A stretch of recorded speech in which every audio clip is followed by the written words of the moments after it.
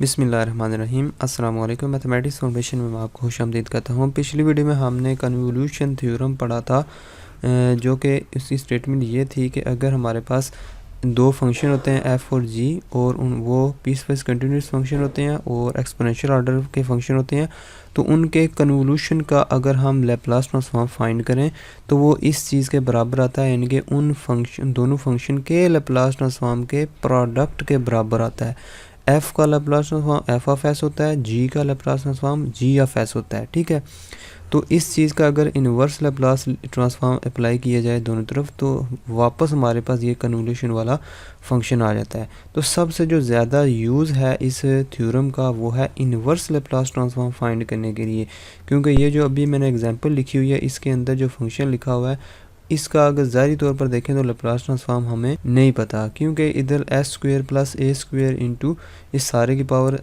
2 लिखी हुई है, तो इसका फ़िलहाल हमने कोई फार्मूला नहीं पढ़ा हुआ। तो हम इस चीज़ को देखेंगे क्या हम इस पे कन्वोल्यूशन थ्योरम अप्लाई कर सकते हैं इस पे कि नहीं। ठीक है, तो कन्वोल्यूशन थ्योरम अप्लाई करने के लिए इसको हम इस तरह अरेंज करेंगे कि इसकी शक्ल हमें इस तरह नज़र आए, F of S multiply G of S की शक्ल में नज़र आए। क्योंकि अगर इसको मैं इस तरह तोड़ के लिख सकता हूँ क्या, A divided by S square plus A square multiply A divided by S square plus A square, क्या मैं इस तरह लिख सकता हूँ इसको। ठीक है, अगर मैं 2 को बाहर ले जाऊँ लैप्लास इन्वर्स तो मैं इस तरह लिख सकता हूँ। ठीक है, तो जो अगर इस तरह लिखना है तो फिर इन दोनों का अलग-अलग आपको लैप्लास इन्वर्स ट्रांसफॉर्म आपको पता होना चाहिए, क्योंकि इनका अलग-अलग हमें पता है क्या है, A by S square plus A square का लैप्लास इन्वर्स क्या होता है, साइन ए टी होता है। ठीक है, ये भी वही सेम चीज़ है, तो इसका भी साइन ए टी होगा।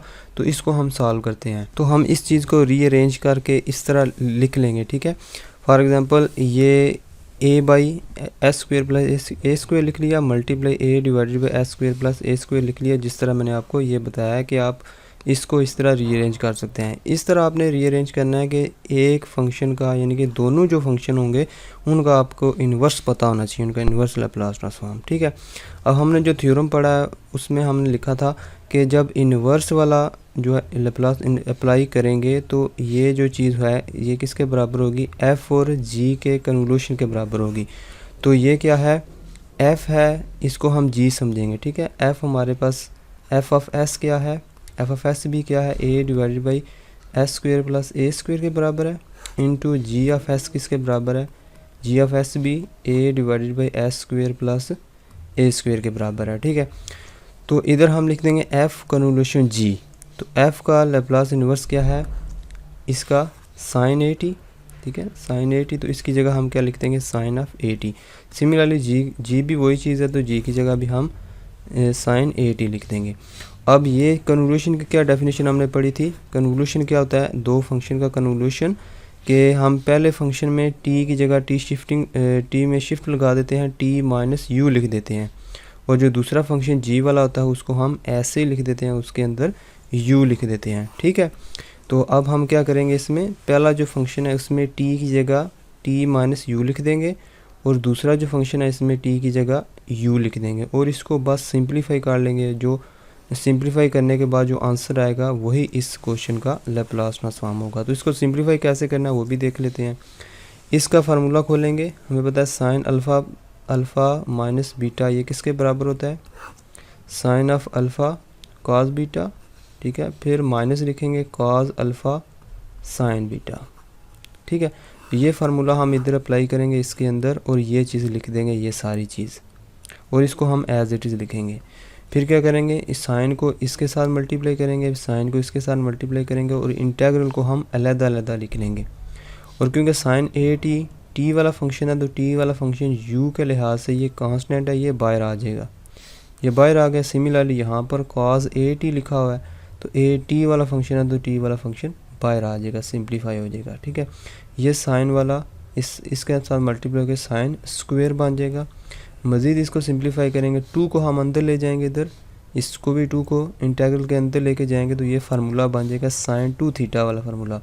साइन 2 थीटा किसके बराबर होता है, 2 साइन थीटा और कॉस थीटा। ठीक है, तो इसकी जगह क्या लिखा हुआ है, 2 sine A U cos A U लिखा हुआ है, तो इसकी जगह हम लिख सकते हैं sine 2 A U minus cos of A T बाहर है और 2 साइन स्क्वायर ए यू, इसकी जगह हम ये वाला फार्मूला लगा देंगे। यानी कि हमें पता है कि cos 2 थीटा किसके बराबर होता है 1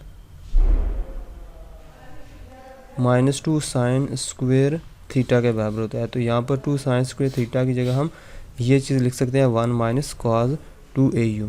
फिर इसकी इंटीग्रेशन करेंगे ये चीज़ आ जाएगी और इसकी इंटीग्रेशन करेंगे तो ये चीज़ आ जाएगी। सारी टर्म्स को रीअरेंज करेंगे तो ये एक फार्मूला बन जाएगा और ये वाली चीज़ इधर आ जाएगी, इसको इधर ले आएंगे। मज़ीद सिंपलीफाई करके हमारे पास ये रिज़ल्ट आएगा। तो ये क्या हमने फाइंड किया है, Laplace inverse transform of this function. तो देखें ये कॉम्प्लिकेटेड फंक्शन हमें लग रहा था, लेकिन कन्वोल्यूशन थ्योरम के ज़रिए हमने इसको सिंपलीफाई किया है 2 हिस्सों में और फिर थ्योरम अप्लाई करने के बाद हमने इसका रिज़ल्ट फाइंड कर लिया है जो कि इसके बराबर आया है।